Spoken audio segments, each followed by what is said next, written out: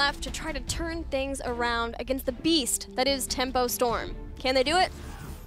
You know, it's probably not. Question probably not. To make you answer. Yeah, it is a mean question to make me answer because, you know, I'm terrible at lying, and I'm just going to throw out my honest answer. Probably not is where I would leave that. Maybe one game, and that's about as far as I put it. Like, and again, it's going to be relying on just some kind of major draft adjustment. If it happens, I feel like it's Naventic going with that heavy, like the random all rack we saw in the last game, maybe like more offensive weird picks like that, and then just snowballing a game out of control. Well, let's see where that game's going to be, where the draft might have to come in for them. There it is. That's Warhead. Double boss. Tempo favorite. Yeah, we're going. Apparently. Warhead only, man. I'm telling you, it's Curson and Warhead has been their pattern so far. And you know, it's so strange to see that from them. They heavily concentrate on one lane with one of the bosses, and that's typically where Tempo Storm looks to try and end the game a little bit earlier than you are used to on your Warhead Junction, but that is really the kind of go-to play they've seen from them. Still yet to totally understand if they... I just can't get over this music is just groovy. Groovy is the word we're going for? Kind of forgotten about the Murica music. It's Murica because fireworks? Listen to that guitar riff. Yeah. I just see Gilly up there with a whammy, just like, headbanging? Yeah. And then I break the headset and I'm in trouble. You go for the stage dive, and it's more like a stage flop, and you're just on the ground, everybody sad. Looks at me. It's like, that girl got way too confident, way too fast. I would do that. Right off the casting desk. Let's go, Warhead! We're about to. We're about to. We're just waiting. Apparently, we had a small mini here. Zuna's trying to restart his computer, struggling a bit. That is why we've had some of these pauses. We're just waiting for that, and then Warhead Draft's going to kick off. Globals. Globals. Illidan. Task Tracer. Turns out a lot of the heroes that are good on big maps are still good on another big map. The only variable different would be maybe Globals get a little bit more because the split pressure of the objective, but how Tempo's been playing it, they kind of abuse the fact that like globals aren't important because the game doesn't hit the point of the time where globals are needed to be effective. I got a question. Hit me with it. When do we start seeing some Vikings? I don't think Tempo's the team to bust that out. I know. You know, and that's the one weird thing about North America that I've always found so interesting. Since the beginning of like just competitive scenes, North America, if it's not we haven't had in the past, we've had times where we're willing to bust out the Vikings and Abathurs and things like that. But Europe, man, has always like had the moment where it's just like, you know, we're busting out the Vikings. That one team, a group of players where they always are comfortable with that weird strategy, but we almost never have that in NA. Like maybe Gale Force time to time, and then maybe Superstars, but that's looking like a year ago. And then since then, it's just been dead. Well, Hasuabs, the premier Vikings player for Europe, used to be a StarCraft player professionally. Yeah. We have Cawthon. Where you at, Cawthon? This is Let's on you. go. You had this one game. job. One job. Actually, we have had one Vikings in Phase 2. Gale Force. Or in No Phase 2. No, tomorrow, yeah. Yeah, we had Gale Force in Phase 1 on Braxis was the first time we saw that with the old school Morales Zul'jin strategy. They busted out. Oh, man. Didn't look too hot, and the first time that we actually saw that coming up from them, I believe they even lost that game. And then we got the one out of No Tomorrow. That did work. No, it didn't. Vikings, that's why we don't play Vikings. We just don't win with them. And you can't forget, fair point. Even though Team Liquid of modern day has Hasuabs to be that expert, you know, every time I look at EU, especially now that he's back in HGC Europe, is Shad. Man. He is the Vikings king of EU. He Vikings on every map, no matter the circumstances. He was like, yeah, we can Vikings here. Yeah, we can Vikings here. And that was the older iteration of Team Liquid. Yeah. You know, I gained like so much respect for him when I started like looking at some of it, like specifically his Eric build on Sky Tempo. When I started realizing Eric can solo a shrine as long as Eric's just queuing, running in circles, I was like, this guy is a madman. He's a genius. Well, no Vikings. We'll probably have just about every global in the books, though. Yeah. I think we're ready to do it. We're going in. Draft number 3 between Naventic and Tempo on Warhead Junction. This is one of the moments that I don't mind seeing Naventic commit to those globals because it is that impactful on a map like this. And they should be able to stall out the game, avoid Tempo snowballing one of the boss lanes. Man. No change. Stalwart banners of Genji are Team Naventic. It's really sad, honestly. I can understand it. It's just really sad whenever we see a team that feels like they aren't comfortable just like letting that type of hero go through, especially one as core to the meta. But again, especially with a Biggie and iDream on the team. Yeah, it does seem very confusing. And I mean, even Zuna, you know, I mean, he is on that kind of side off role, but they have so many players I feel like could get away with it. But something just within their ideology and philosophy and how to approach it just says we don't feel comfortable with it, and they will permanently removed. But again, I do want to note that we have seen this in the past in the world, and it's won within regions. The best team within Europe did that for a long time, and that being Team Dig with Illidan, just didn't have an Illidan player. And for, I'm going to say it was almost 3 to 4 months straight, they banned it no matter what, and still was at the top of their region. So it's not impossible. It's just a huge setback. Yeah, you have to know that that's your ban no matter what position you're in. Because everyone else, it was only in the second pick position where if you did not want to let the other team first pick it, you had to ban it. But Dignitas, whatever position it was in, it was just like, first pick, no second Illidan. pick, doesn't matter. It's a map where it's not even that viable, doesn't matter. We can't play it. We aren't going to risk that your opponent can play it. Tassadar's up. Does Team Naventic want a Tass for later on? Something like a Tass Illidan, Tass Tracer? Because Dahaka was banned, so there's no Dahaka available. I don't know, honestly.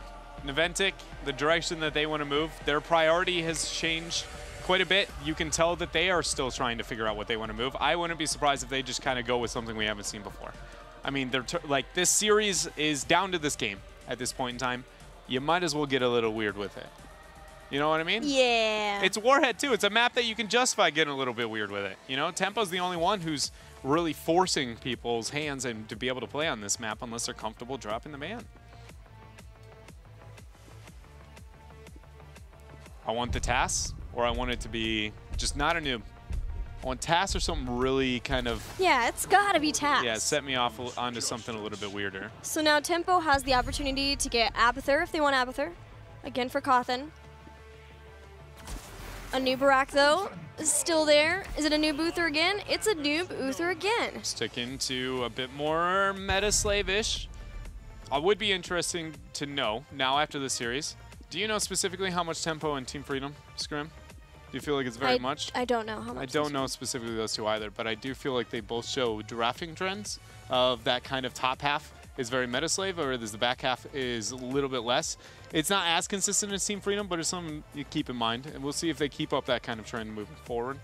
Just with the Uther and Noob, it seems a little bit less tempo, you know? Yeah, that's part of their changes to go that consistent with that rotation, even on a map like Warhead. Yeah, the only thing I can think of is the Uther, they just feel is so objectively strong. So take Uther away, and a noob flexes to where Cattle and Fury can both play it, and that is a thing that we know of Tempo Storm, where they high up will pick something where multiple members can play it, like a Li Ming or like a Greymane.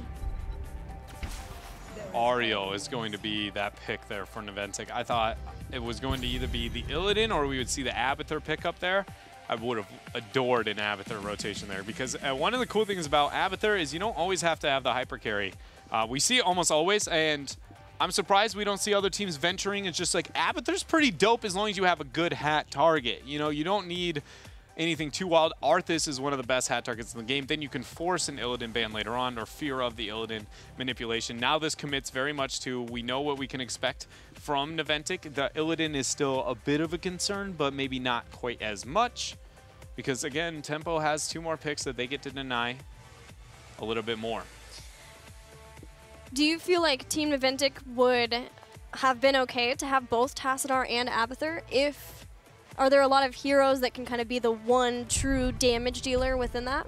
Within just if you having both a Tass and an Abathur on the same team. And not having an Illidan, like with it, I think it's, as long as you have a different one, and Arthas is that hat target. Okay. That's what I failed to make clear, sorry. Is that, yes, you can get away with that because Arthas on his own is such a good hat target and such a good clone target. You don't need that, like, always kill your backline type hero. You just need to be, you know, something a little bit more... it's something that can stay on top of opponents, likes to trade for long periods of time, and doesn't need... The most important thing, they need to be good without talents. That is it. If their base kit is effective and didn't need a talent to be relevant, they're a good hat. Every single time. Tempo Storm feels like the Cassia would be a very strong pick to go along with the Tassadar and the Ariel. And then Team Naventic, now not wanting to deal with Abathur for Tempo Storm. Nobody committing at all to global so far, despite what we talked about so much for Warhead Junction. Well, the Dahaka was banned early on, and that got removed. Then the Abathur was banned on the second ban phase, right? And it's not impossible to see the faucet picked up somewhere. It's just not sitting at number 1 and 2 rotation, which, again, Tempo doesn't play the map necessarily that way. And then because the Dahaka was banned, that's the only one we can assume Naventic would pick that high up, really. So, you know, it's one of those, like, you're right, but you're also, like, I feel like it's kind of just how this draft specifically has played out. Yeah, I guess seeing the, what I mean by that is not seeing, or seeing the Dahaka ban, nobody panicked into, that's I good. need to get full stat, I need to get something to make sure that I still have a global for this very large battleground. Yeah, not nearly as focused on that. Next 2 picks, Illidan still up, not able to pair with Abathur, no Abathur Greymane. But there's also Tracer, or both. That last pick has to be, it doesn't have to be, but I expect it to be something with a bit more offense and lockdown, a more reliable hard initiation. Like the first thing that comes to mind is Tyrael, but then you have no damage. Like you're very linear in how you have to approach team fights. So they're keeping away. Naventic definitely wants something to go with the Ariel Tassadar as far as a Valla, a Lunara, maybe a Zul'jin, but to add to that, the possibility of having an Illidan behind that would be a nice pairing. Tracer too. So Naventic are taking, or Tempo are taking away the second half of that equation. Yeah. There'll still be somebody for a battery. Man. Yeah, they're taking away both of them. It's just now where do we want to see Naventic move and what can deal with that type of damage? Like I've got in my head, but it's nowhere near where I think Naventic would actually go. So for them specifically to recover from this position, I have no idea where they're going to go. What do we see here? Lunara, Chen? Lunara, Chen. Okay. I didn't think the Chen would show up. I thought the Lunara for the best battery source, but not that as a melee to be the Chen. Because, man, this is such a weird... You know when you like feel like you're trying to explain something to the audience, so you always say generally this is the one rule that you need, but then there's more than that. But you never feel like you need to break them all down. Chen pick there was like the exact moment where it's like, now I need to really explain what you actually need in depth with Chen. Do you see any like major hole at first glance on like the Chen? You normally are like, well, I need no CC. A Nubarak Uther is a pretty solid amount onto the front line, but there's another reason why you pick Chen, and it's typically to either trade well into things like the Tracer, but what I'm afraid of is what if people stop caring about the Chen here? Like, I see the thought process of behind it, but Chen sucks when you ignore him. Like, when you just don't ignore him, and when you have a Noob, a Tracer, and an Illidan, who's going to take the time to worry about the Panda brewing on the backside? You're just going to dive past, and you're going to kill him. So he has a... Or not him, excuse me, somebody else. Somebody more relevant. Ariel. Yeah, so now that puts a huge role of responsibility to Chen to be a big force, to need to be paid attention to put himself into very risky situations that you have to attend to him, but commit too many resources on top of it, but not have him actually get picked off. It's a little weird. It is. Leeming, to round things out, both the drafts are a little bit weird. Tempo Storm has Tracer and Illidan together, and then they have Leeming. So a lot of damage dealers, but not as much the traditional draft that we would expect from them. I do kind of like the Leeming, though, coming in, because Chen has the ability at level 1 to either pick Grounding Brew as a way of dealing with spell damage, or Elusive Brawler as a way of dealing with auto attack damage. And so in this way, he can't pick both now. Leeming or Tracer, Illidan, somebody is going to be able to get the damage in against him. I want to see Arthas flanks this game, much like into the last. It's a little bit different than normal, where it's like, no, not approaching left to right because the Arthas needs to be attended to. It's more that you want Chen to be paid attention to as much as you possibly can in this type of game. So Arthas flanking and creating problems once you open onto the Chen is going to be huge. But again, I'm going to be honest, our Arthas flanks are not very common in North America. Like, it's Arthas isn't played very much different than traditional Murden most of the time, so I don't know if I can expect that from Naventic, but I would love to see that because Chen needs to be a problem in this game, and if he's not, it's just like, well, there's another person dead on the backside. Oh, there's another person dead, and it's just diving, diving, diving all over from Tempo. There's another thing I want to talk about for Chen specifically with the combo that Naventic has, but let's get into the game first. See if this Chen Lunara composition can net Naventic a win in this best of 5. I'm talking about Donkey Kong build, his keg build, versus the flying kick build for damage. He already has so many slows on his team because of Lunara, because of Arthas. There's already so many slows. So they could take it the approach of going for the keg build and add unfair advantage to that. And then Lunara is just, she's going to shred everybody because she will have so much damage thanks to the constant slows, or because the slows should theoretically already be there from Lunara. And Arthas, if he's flanking in and hits a lot of the members, maybe this is a time where we will see that flying kick build that Reset used so much at the midseason brawl. Flying kick build would better enable the 1v1 trading into squishy backliners that could argue it needs enough to draw aggro. But I can see an argument of that Donkey Kong build would slow enough targets that you would have to start paying attention to the Chen. That instead of drawing resources through actual damage source and saying you have to kill me or I'm going to kill you, it's doing it through the lack of mobility, and that he is such a big problem up there, throwing barrel on barrel on barrel, that you cannot let him, you can't move past him. And between that and the Arthas, I can see you making an argument that it's like, that's worth it. So I can see both directions. So can I. I don't know if I even actually have a strong opinion one way or the other. Chen is a hero. Honestly, I'm not a Chen main. I've played both builds enough to be like, I know what is good, I know where it's bad. But in terms of can that draw enough aggro into such a squishy backline, my first thought is flying kick build does make the most amount of sense. Killing someone almost always draws their attention faster than slowing them down. Yeah, I'm excited to see which method, which route we see Zuna go with his Chen build. Especially because there's even slows from Tassadar too, from his distortion beam. He can increase that too with some talents later on. Psalm's going after Zuna. That was a really nice flying kick. We got to see some stats specifically on Big Impact. Lunara is a really good pick for Big Impact, which is why I'm surprised that it's taken us till Game 3 to be able to see him play this hero. I just want to say I completely agree with every ounce of the last tweet. It just said, Saturdays are meant for burritos and HGC. Yes. On the same page 100% yes. My biggest problem? Lack of burritos. Yeah. Where's that at? Where's our burritos? Where's the HGC burritos? I'm good on the HGC side, but burrito game? Weak. I'm burrito-less almost every weekend, you know? And that is a sad state of affairs, to be burrito-less. Yeah, so is Zuna's sad state of affairs there up at the top. The parting gift was all it took to make sure they get the final kill here. The trade has been beneficial for Tempo, not so much for Naventic as you see them struggling to secure the fort there for bottom, but they're going to get it eventually.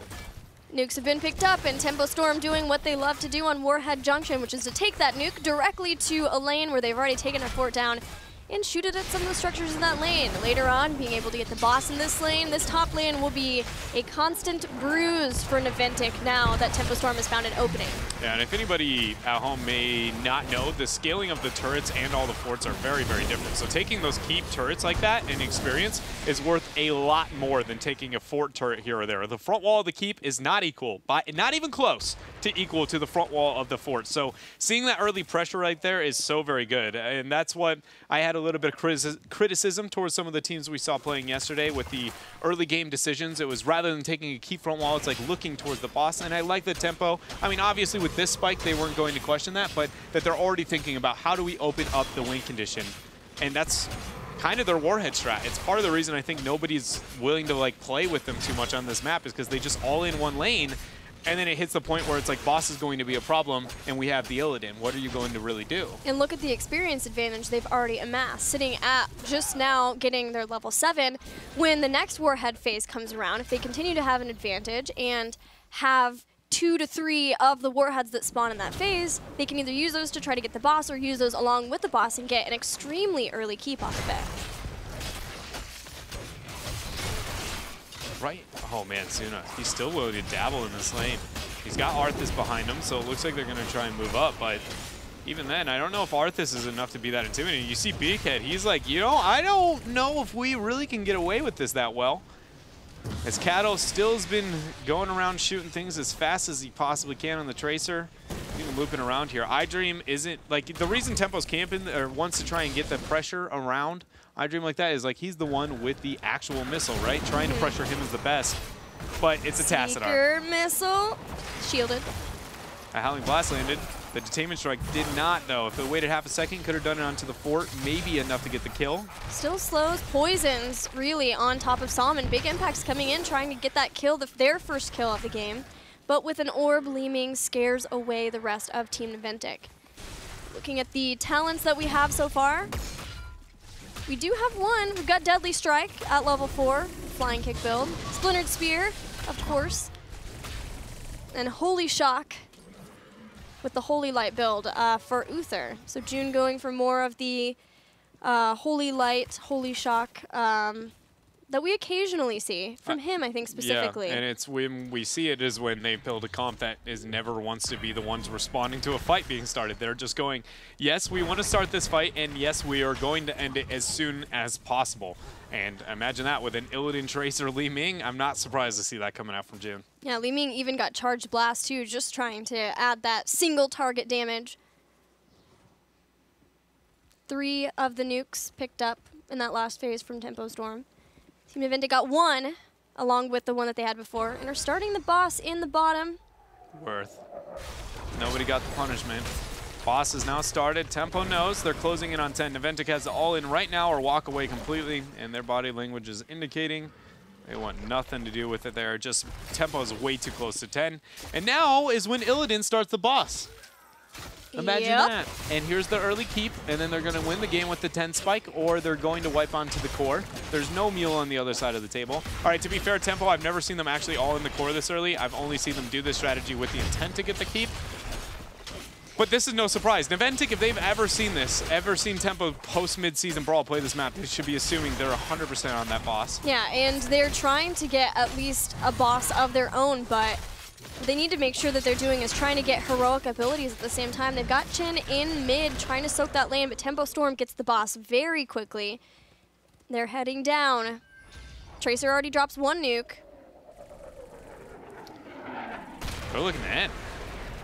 No, they aren't. I don't know. That nuke that early on, it's the keep is going to die no matter what. Yeah, they're going to try here. So they have 1 nuke and 10 advantages dying out. I don't know if they have it, but again, even if they wipe on the core here, this is a worth trade for Tempo Storm. Naventic has 2 nukes that they can try to drop down and burn down the boss as fast as possible. Big Impact goes down with the Pulse Bomb, though. That's 1. Cocoon on one of the targets, Tomster. Considering, yeah, throwing out that nuke, that'll be some damage. The core already down to 80% as Tempo Storm pushes on. They have Illidan on top of the core. Tassadar shielding, hoping to slow things down, but that is just not enough. 7 minutes and 16 seconds. Tempo Storm wins. Yeah, and now you know why Tempo enjoys the Warhead Junction. Again, it's just cycling through one map and then waiting, or one side of the map waiting for the boss. And then they always get a keep at that point. And conveniently, with an Illidan comp and the 10 spike still being unobtained by your opponents, it's enough to be able to end the game, even very early on. I think that's the fastest they've done it yet. Yes, it is. It's the first time that like all the stars aligned, right? Not just half of them there. It's all about the 10 spike on whether or not that lethal's worth. And even with Naventic getting it, the reason I said wiping on the core there is worth it is as long as you know there is going to be no mule on a map like that, it's only a matter of time before the catapults become a problem. And when the catapults become a problem and the shielding on the core is already down to 20%, your opponent can't leave. You just manipulate the map so heavily. It's just if the underdog experience is enough to give them too big of a lead, and that wasn't the case there. So I like that call from Tempo, and they didn't even need to risk anything. And nukes are pretty good at being able to drop down a core health. So even, again, had they lost there, they died on top of the core, they could have come back in with nukes in the next phase. Yeah, it's just a million ways to play it.